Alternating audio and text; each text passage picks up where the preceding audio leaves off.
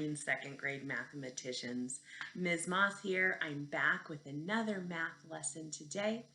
And we are going to first start by reminding ourselves of a few of the norms that we hold as mathematicians. First and foremost, we are part of NV Pride, and that means something pretty special. It means that we are a group of students that can do hard things, we never give up, and we always learn from our mistakes. So today, when you are doing the hard job of your math work, I want you to remember that you have what it takes. We're going to start with our learning target today. And the good news is it's a target you've seen before. Here it is. Read it with me.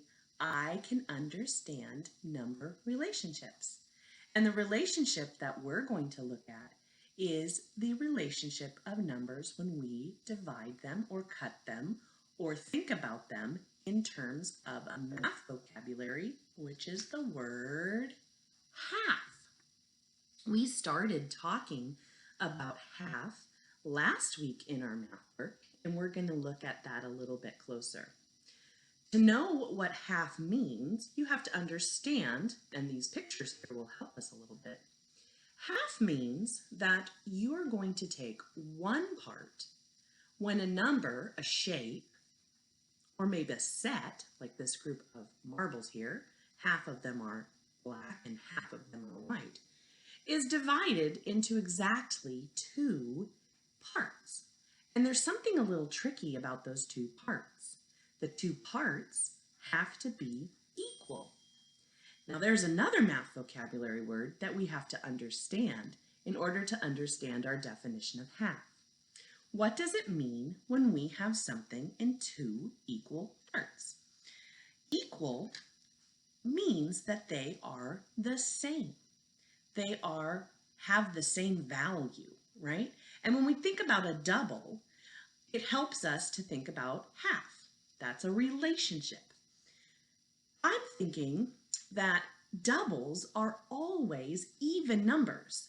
And so when I'm thinking about half, it's easy to kind of act it out with an even number. Now, that doesn't mean that you can't take an odd number and also divide it in half. It just means that it's a little bit trickier. But for today, for our lesson, I'm going to be using an even number to see if we can kind of think about this idea of half. So when I use my cubes, I have 6 cubes that I'm going to start with today, okay? And I'm thinking that if I want to put my cubes together in my cube train, like this, there's 4, 5, and 6. And I'm thinking about that word half, right?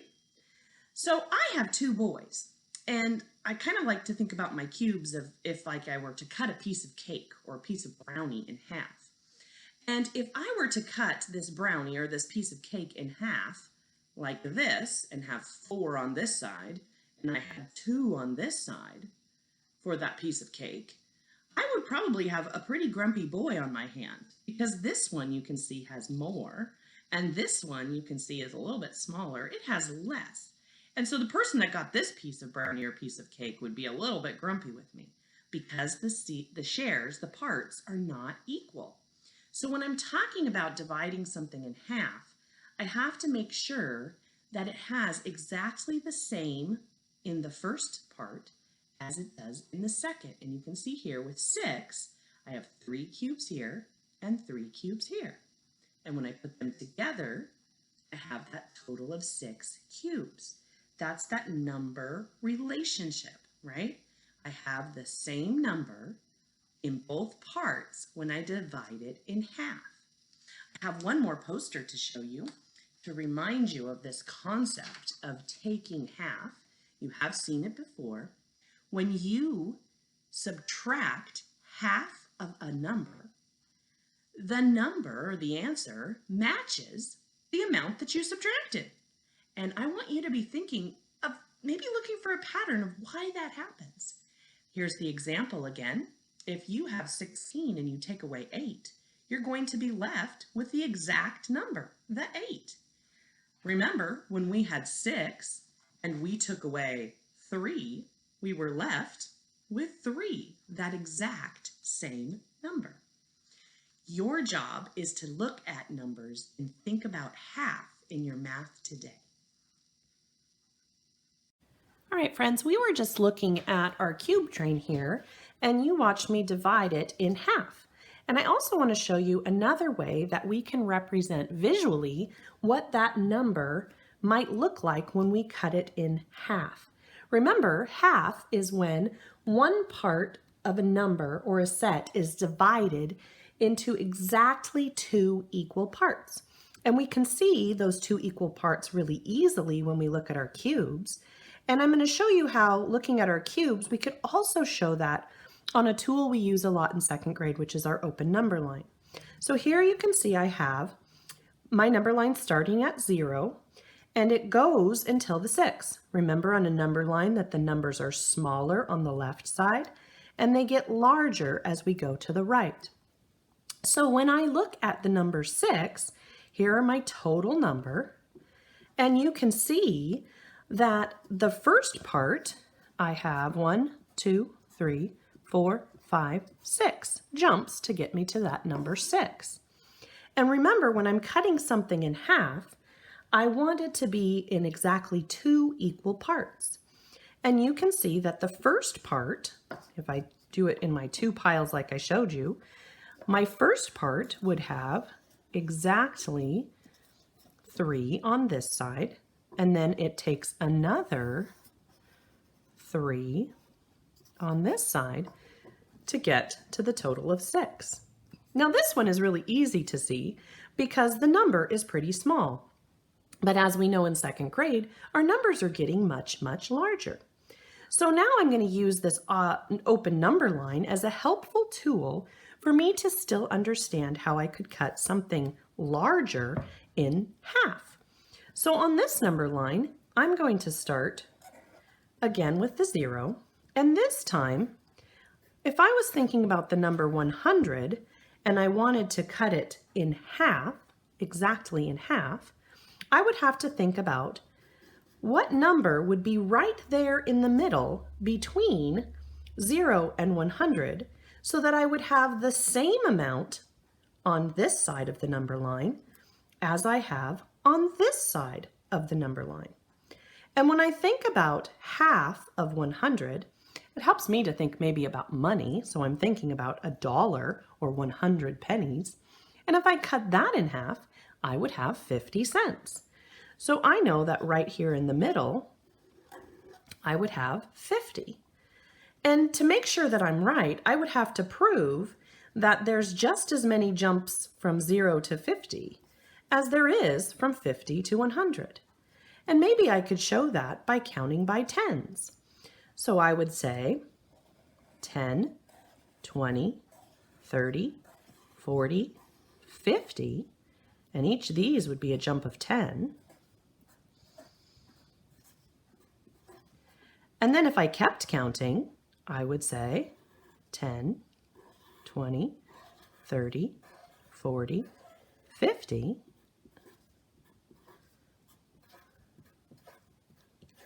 and now I can see this would be 10, 20, 30, 40, 50, which is right there at that half, 60, 70, 80, 90, and 100. If I look a little bit closer so that I could make sure that I have the same amount on this side as I do on this side, just like I did with the 3 and the 3 to make 6, I would make sure that this jump, 10, 20, 30, 40, 50, has exactly the same amount as this jump, 10, 20, 30, 40, 50. And so now I can see that 100 cut in half would be 50. Okay? We can try it one more time to visually think about the idea of half. If I started at maybe 0 and I was trying to cut 200 in half, Then I would think, what would be exactly in the middle between 0 and 200? Well, I can use what I did with my number line from 0 to 100 to think about that idea of what would be exactly half. This time, I'm thinking it would be 100 because it would take 100 to get to the first 100, and then it would be the exact same amount to get to my 200. Boys and girls, your job today, just like we did together, is to think about cutting numbers in half. What is that relationship? You're going to fill in the top part of the box and then be thinking about how you can prove your thinking. And then at the bottom, you're going to be dividing some numbers in half and solving the half facts. All right, second graders, you did a great job today stretching your math muscles and thinking about understanding the number relationship between numbers when you cut them in half. Don't forget, if you had any trouble, reach out to your teacher. We're always here to give you a guiding hand in your work.